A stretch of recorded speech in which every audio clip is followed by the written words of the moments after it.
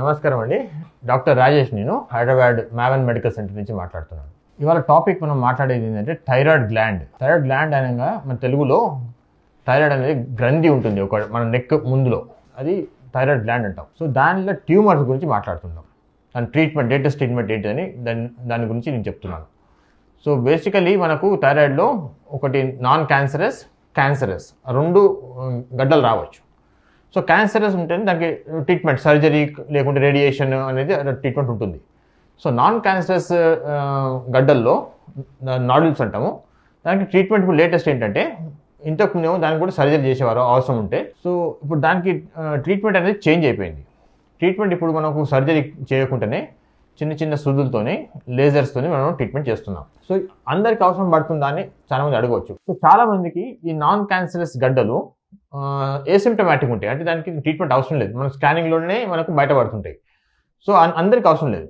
ఎవరికి అవసరం పడుతుందంటే, ఆ గ్లాండ్ వల్ల pressure symptoms, difficulty in swallowing, లేకుంటే hoarseness of voice, breathing problems వచ్చిన వారికి, లేకుంటే కాస్మెటిక్ ప్రాబ్లమ్ అంటే నెక్లో కూడా మనకు గడ్డ లెక్క బాగా గలీజ్గా కనబడుతున్నప్పుడు దానికి ట్రీట్మెంట్ అనేది అవసరం పట్టవచ్చు.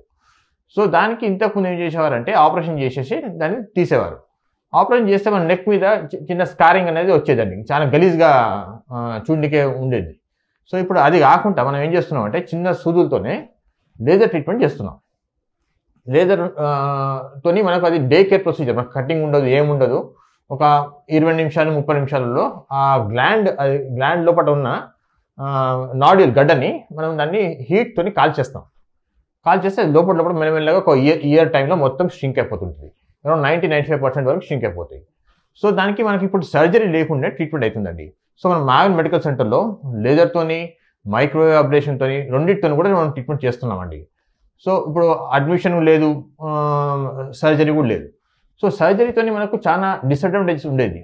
అందులో ఒకటి ఏంటంటే, చెప్పినట్టు ఒక స్కారింగ్ అనేది వచ్చేది, అంటే ఒక గలీజ్గా ఒక స్కార్ కనబడేది. అదే కాకుండా సర్జరీ అయిన వాళ్ళ పేషెంట్లలో లైఫ్ లాంగ్ మెడిసిన్స్, ఎందుకంటే హైపోథైరాయిడిజం అనేది వస్తుంది సర్జరీ చేస్తే. ఇంకోటి హైపోకాల్షియమియా, అంటే కాల్షియం కూడా బాడీలో తగ్గిపోతుంది.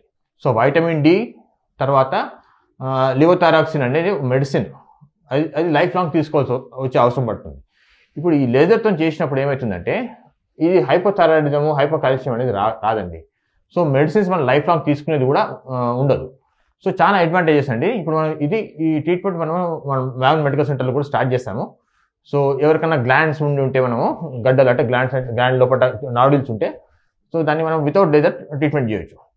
అందులో కూడా డిఫరెంట్ టైప్స్ ఉంటాయండి. ఇప్పుడు బినైన్ ట్యూమర్స్లో కూడా సిస్టిక్ నాడ్యూల్స్, సాలిడ్ నాడ్యూల్స్ ఉంటాము. సిస్టిక్ నాడ్యూల్స్ ఏమో దానికి కొన్ని ఇథనాల్ అనే ఒక ఆల్కహాల్ ఉంటుంది, ఇంజెక్ట్ చేస్తాం. ఇంజెక్ట్ చేసి దాన్ని కూడా మనం వితౌట్ లేజర్తో కూడా ట్రీట్మెంట్ చేయొచ్చు. మిగతా వాటికి కొద్దిగా సాలిడ్ ట్యూమర్స్ ఉన్న వాటికి ఈ లేజర్తో ట్రీట్మెంట్ చేస్తాం. సో ఇది డే కేర్ ప్రొసీజర్. మనకు అడ్మిషన్ కూడా, మన జనరల్ అనెస్థీషియా కూడా అవసరం ఉండదు. వేరే సర్జరీలో జనరల్ అనెస్థీషియా కూడా అవసరం పడుతుంది. ఇలాంటివేమో కొద్దిగా మైల్డ్ సెడేషన్, లోకల్ అనెస్థీషియాలో మనం ట్రీట్మెంట్ అయిపోతుంది ఇది. సో ఇది లేటెస్ట్ ట్రీట్మెంట్ అండి.